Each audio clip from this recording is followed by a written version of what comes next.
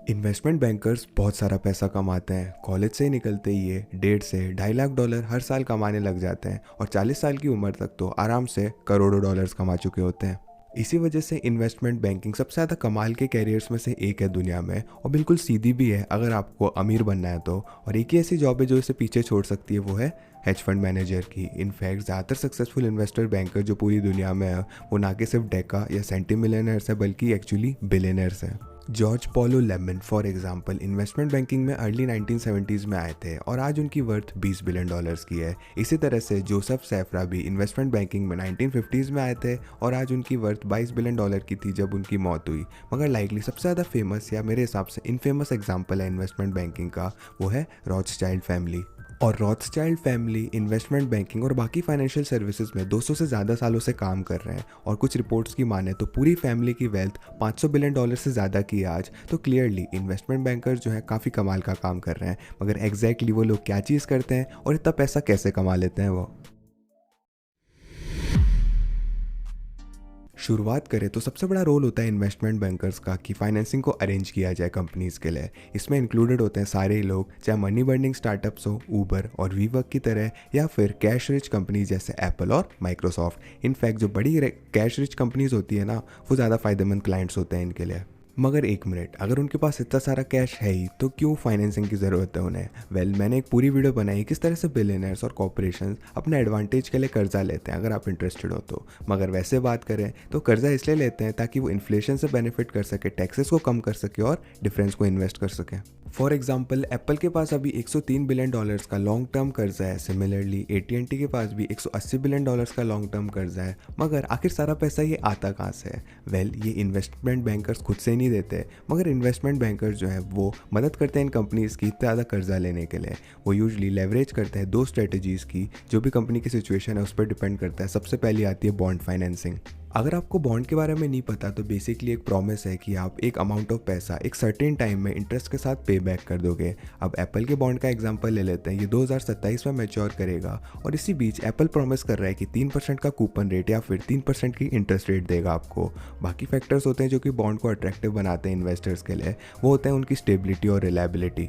अब आप खुद ही देखो, ऐसे चांसेस होंगे क्या एप्पल या माइक्रोसॉफ्ट अपना कर्जा वापस नहीं चुकाएंगे? ये ऑप्शन जनरली बेस्ट होता है उन कंपनीज के लिए जिनका कैश फ्लो काफ़ी अच्छा है और कंफर्टेबली डेब्ट को पे कर सकते हैं। इन्वेस्टमेंट बैंकर्स यूजुअली बैकएंड की चीज़ों को देख लेते हैं, किस तरह से कॉर्पोरेट बॉन्ड को इशू कर सके वो। फॉर एग्जाम्पल वो लोग प्लान कर लेंगे बॉन्ड के इशुएंस को, उसे प्राइस भी कर लेंगे और रिक्वायर्ड डॉक्यूमेंटेशन को भी कंप्लीट कर लेंगे। उसके बाद बॉन्ड को मार्केट करेंगे पोटेंशियल बायर्स तक। दूसरे शब्दों में वो लीगल साइड ऑफ चीज़ों को देख लेंगे बॉन्ड इशू करने की, और इंश्योर करेंगे कि जो डिजायर्ड अमाउंट है वो एफिशिएंटली और टाइमली मैनर में रेज किया गया हो।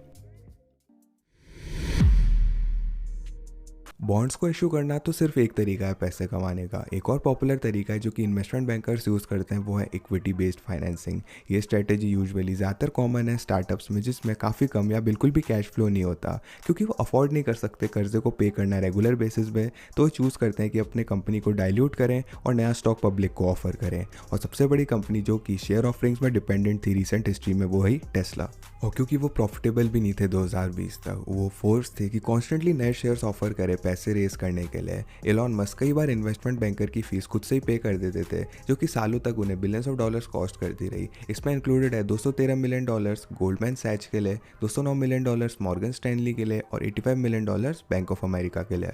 पहली झलक में तो ये एक रिप ऑफ लग सकता है, क्योंकि कितना मुश्किल हो सकता होगा कि एक प्रोस्पेक्टस को फिल करके फाइल किया जाए SEC से ताकि शेयर ऑफरिंग्स को कंप्लीट किया जा सके। इतना ज़्यादा मुश्किल तो नहीं है, मगर एक अच्छा इन्वेस्टमेंट बैंक जो है वो और ज़्यादा चीज़ें देगा बजाय कि लीगल पेपर वर्क कंप्लीट करने के। एक अच्छा इन्वेस्टमेंट बैंक जो है इंश्योर करेगा कि क्लाइंट का पैसा सही जगह में जा रहा है। यहाँ पे एक बात है, एक इन्वेस्टमेंट बैंक का गोल होता है इक्विटी ऑफरिंग से ना कि सिर्फ डिजायर्ड अमाउंट ऑफ मनी को रेस करना, मगर मिनिमाइज करना लॉसेस को स्टॉक वैल्यू में। फॉर एग्जांपल मान लेते हैं 100 बिलियन डॉलर की एक कंपनी है, वो डिसाइड करती है कि 10 बिलियन डॉलर शेयर ऑफरिंग में देंगे। और एक आइडियल वर्ल्ड में तो हर शेयर जो कंपनी का वो इक्विटी का 10% गिर जाएगा, क्योंकि टोटल नंबर ऑफ शेयर जो है वो अप्रोक्सीमेटली 10% बढ़े हैं। हाउएवर अगर इन्वेस्टमेंट बैंक शेयर को करेक्टली प्राइस करेगा तो वो इनफ बाय ला सकता है बोर्ड में। इसी की वजह से शेयर प्राइस के लॉसेस को 5% तक भी लिमिट कर सकता है। $100 बिलियन की कंपनीज़ के लिए इसका मतलब ये है कि सिर्फ $5 बिलियन का शेयर होल्डर वैल्यू ही कम होगी। एक और चीज़ कंसिडर करने वाली ये है कि आपको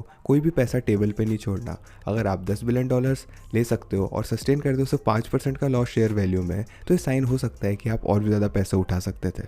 मगर आपको सावधान रहना होगा, क्योंकि बहुत सारा पैसा रेस करने की कोशिश में आपका स्टॉक कोलैप्स भी कर सकता है। फॉर्चुनेटली इन्वेस्टमेंट बैंकर्स प्रोज है इस चीज़ में, स्वीट स्पॉट ढूंढ लेते हैं वो रेस करने के लिए पैसे को और शेयर होल्डर लॉसेस को लिमिट करने के लिए। और इस पर्सपेक्टिव से कुछ $100 मिलियन एक नोटेबल इन्वेस्टमेंट बैंक देना काफ़ी अच्छी चीज़ है अगर आप बिलियंस ऑफ डॉलर्स बचा सकते हो तो। ऐसे एक्सट्रीमली वैल्यूएबल फाइनेंशियल सर्विसेज को प्रोवाइड करने के साथ ही इन्वेस्टमेंट बैंक जो है वो इंश्योरेंस कंपनी की तरह भी काम करते हैं, क्योंकि बहुत सारी कंपनी जिनको फाइनेंसिंग की ज़रूरत है उनके पास पहले से ही कई सारी दिक्कतें होती है जिनका उन्हें ध्यान देना होता है। और आखिरी चीज़ जो वो चाहेंगे कि फाइनेंसिंग की दिक्कत भी उनकी गलत हो जाए। फॉर्चुनेटली ज़्यादातर इन्वेस्टमेंट बैंकर्स कंप्लीटली इस रिस्क को हटा देते हैं कंपनी के, क्योंकि वो रिस्क खुद में ले लेते हैं सारा। अब वापस से एग्जाम्पल पे चलते हैं। जब $100 बिलियन की कंपनी $10 बिलियन को रेस करने की कोशिश कर रही है, एक अच्छा इन्वेस्टमेंट बैंक जो है कंपनी को परसेंटेज देगा $10 बिलियन की, या फिर पूरे $10 बिलियन भी दे सकता है पहले ही। और वो इन्वेस्टमेंट बैंक के ऊपर होगा कि शेयर ऑफरिंग को किस तरह से करता है वो और अमाउंट को वापस लेता है। अगर शेयर ऑफरिंग अच्छे से जाती है और इन्वेस्टमेंट बैंक जो है वो 10.2 या $10.3 बिलियन रेस कर सकता है, तो आराम से बचा हुआ पैसा खुद के पास रख सकता है डिपेंडिंग अपॉन कॉन्ट्रैक्ट। और वहीं पे दूसरी तरफ अगर शेयर ऑफरिंग जो है वो मार्क पे नहीं पहुंचती है और सिर्फ 9.7 या $9.8 बिलियन पे रुक जाती है, तो इन्वेस्टमेंट बैंक को एक्स्ट्रा पैसा अपनी जेब से देना पड़ेगा। इसका मतलब ये नहीं कि सिर्फ इक्विटी ऑफरिंग्स पे ही होता है। Investment bank generally level of protection देते हैं बॉन्ड ऑफरिंग्स में भी। अब एक इक्विटी ऑफरिंग की तरह एक बॉन्ड ऑफरिंग में भी इन्वेस्टमेंट बैंक यूजुअली कंपनी को फुल अमाउंट दे देता है जो भी वो रेस करना चाहते हैं पहले ही। और वापस से ये इन्वेस्टमेंट बैंक की रिस्पॉन्सिबिलिटी हो जाती है कि इन बॉन्ड्स को बेचे वो। बॉन्ड्स की प्राइसिंग यूजुअली फ्लक्चुएट नहीं करती स्टॉक के जितनी। इस चीज़ को भी मेंशन नहीं करना चाहिए कि अंडर राइटर्स यूजुअली बॉन्ड्स को सेट प्राइस पे बेचते हैं, तो बजाय कि मार्केट फ्लक्चुएशंस पे कैपिटलाइज करने के बॉन्ड्स के साथ अंडर राइटर्स बॉन्ड को मार्कअप के साथ बेचते हैं। स्टैंडर्ड अंडर राइटिंग फ़ी है अराउंड $1 पर बॉन्ड या बेसिकली 1% की है। छोटी डील्स के साथ तो इन्वेस्टमेंट बैंक सारा का सारा रिस्क खुद में ले लेते हैं, मगर बड़ी डील्स के साथ यूजुअली वो बाकी इन्वेस्टमेंट बैंक्स के साथ काम करता है रिस्क को घटाने के लिए। मगर जो भी हो, क्लाइंट यूजुअली बहुत ज़्यादा पैसा उठा पाता है जो वो रेस करना चाहते हैं अप फ्रंट ही, जो कि काफ़ी मददगार हो जाती है जब वो कोशिश कर रहे हैं कि बिजनेस को चलाना है उन्हें फोकस करने पर। अब आगे बढ़ते हैं आखिरी बड़े फंक्शन में इन्वेस्टमेंट बैंक्स की। हमारे पास आती है प्राइवेट डील्स। कई बार कंपनीज को पब्लिक मार्केट के साथ डील नहीं करना पड़ता, क्योंकि रेगुलेशन और पब्लिक स्कर्निटी इतनी सारी होती है उनके साथ। इंस्टेड वो चूज़ करते हैं कि प्राइवेट फाइनेंसिंग को देखें और कैश आउट करें एक मेथड से जिसका नाम है प्राइवेट प्लेसमेंट्स। इस मेथड के साथ ये इन्वेस्टमेंट बैंक की रिस्पॉन्सिबिलिटी होती है कि प्राइवेट बायर्स को लोकेट किया है, जिसमें यूजुअली हेज फंड्स और इंस्टीट्यूशनल इन्वेस्टर जैसे इंश्योरेंस कंपनीज या फिर रिटायरमेंट फंड्स आते हैं। और क्योंकि रेगुलेटरी बॉडीज जो है इन्वॉल्व नहीं होती इन डील्स में, प्राइमरी पर्पस होता है इन्वेस्टमेंट बैंकर्स का इन डील में पेपर वर्क और लीगल कंप्लायंस को फिल करने का नहीं, बल्कि उनका प्राइमरी पर्पस होता है अपने नाम का इस्तेमाल करके प्राइवेट इन्वेस्टर्स को अट्रैक्ट करना। तो रेपुटेबल बैंकर का चूज़ करने से भी काफ़ी ज़्यादा ज़रूरी हो जाता है जब बात आती है सक्सेसफुली कंप्लीट करना अगर एक प्राइवेट डील को। इसी के साथ ही प्राइवेट इन्वेस्टर्स तो ढूंढ लिए, इन्वेस्टर बैंकर यूजुअली कोर होता है मर्जर्स और एक्विजिशंस को सेटअप करने के। डील के दोनों तरफ के इन्वेस्टमेंट बैंकर्स जो है साथ मिलके डील्स को ढूंढते हैं कॉन्ट्रैक्ट के और डिसाइड करते हैं एक फेयर प्राइस। अगर आपकी कंपनी एक एक्विजिशन टारगेट है, तो आपका इन्वेस्टमेंट बैंकर जो है वो कई सारे पोटेंशियल बायर के साथ बात करेंगे ताकि बेस्ट डील पॉसिबल हो वो ले सकें। तो बेसिकली यही एक इन्वेस्टमेंट बैंक करता है, मगर ये सारी चीज़ें अच्छी नहीं होती इनके साथ। अब क्योंकि इन्वेस्टमेंट बैंक सुपर एंटेंगल्ड होते हैं मार्केट्स में जैसे हेज फंड्स होते हैं, तो यूजुअली गिल्टी नहीं होते मार्केट मैनिपुलेशन के लिए, मगर वो कई बार बाकी क्वेश्चनेबल चीज़ों को कर देते हैं। फॉर एग्जांपल सबसे बड़ा कंसर्न है इन्वेस्टमेंट बैंक के साथ उनके पोटेंशियल कन्फ्लिक्ट्स ऑफ इंटरेस्ट, क्योंकि ज़्यादातर इन्वेस्टमेंट बैंक्स सिर्फ इन्वेस्टमेंट बैंक्स नहीं होते। वॉल स्ट्रीट के ज़्यादातर इन्वेस्टमेंट बैंक्स के पास सिक्योरिटी रिसर्च डिविजन और ट्रेडिंग डिविजन्स भी होते हैं। आइडियली ये अलग अलग डिवीजन जो है साथ में कम्युनिकेट नहीं करना चाहिए इनको और इंडिपेंडेंटली काम करना चाहिए, मगर इन प्रैक्टिस हमें नहीं पता स्ट्रिक्टली कितने इंस्टीट्यूशन फॉलो करते हैं इन रूल्स को। स्पेकुलेशन ये है कि इन्वेस्टमेंट बैंकिंग के डिवीजन और सिक्योरिटी रिसर्च डिवीजन जो है साथ में काम करके कस्टमर्स को खींचते हैं अपनी तरफ। For example security research division Tesla को एक काफ़ी अच्छा प्राइस टारगेट दे सकती है और रेट कर सकती है स्टॉक को स्ट्रॉन्ग में, ताकि वो उन्हें ला सके और रील कर सके ज़्यादा इन्वेस्टमेंट बैंकिंग क्लाइंट के लिए। और ये बड़ी डील तो नहीं लगेगी, मगर इसे hundreds of thousands of investors को कह के देखो जो कि इन्फ्लुएंस्ड होते हैं उनकी स्ट्रॉन्ग रेटिंग से। एक और पोटेंशियल कन्फ्लिक्ट ऑफ इंटरेस्ट आ जाता है, इनसाइड इन्फॉर्मेशन जो कि इन्वेस्टमेंट बैंकर्स के पास एक्सेस होता है जिसका। फॉर एग्जाम्पल मान लेते हैं टेस्ला एक शेयर ऑफरिंग को कंप्लीट करना चाहता है और एक इन्वेस्टमेंट बैंक के पास जाता है। जो इन्वेस्टमेंट बैंक है वो इस इन्फॉर्मेशन को ट्रेडिंग डिवीजन में भेज सकता है अपनी कंपनी में, जो कि इनसाइडर ट्रेडिंग हो गई।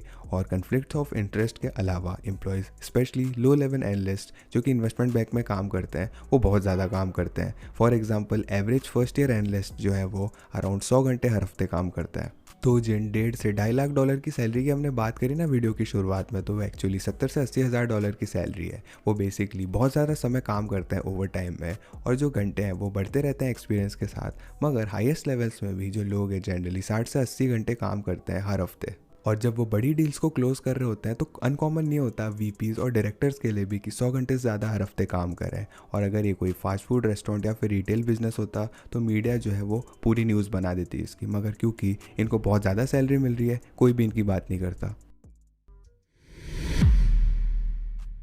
दिन के आखिर में investment banks basically private bankers होते हैं बड़ी कॉर्पोरेशंस या फिर गवर्नमेंट्स के लिए। वो उन्हें बहुत सारा पैसा रेस करने में मदद करते हैं, एक्विजिशंस कंप्लीट करने में मदद करते हैं और सर्टेन लेवल ऑफ इंश्योरेंस भी देते हैं। और क्योंकि पैसा इतना ज़्यादा होता है जो कि वो डील करते हैं, ये सरप्राइजिंग नहीं है कि उन्हें हंड्रेड्स ऑफ मिलियंस या फिर billions of dollars her project के लिए मिलते हैं जो वो कंप्लीट करते हैं।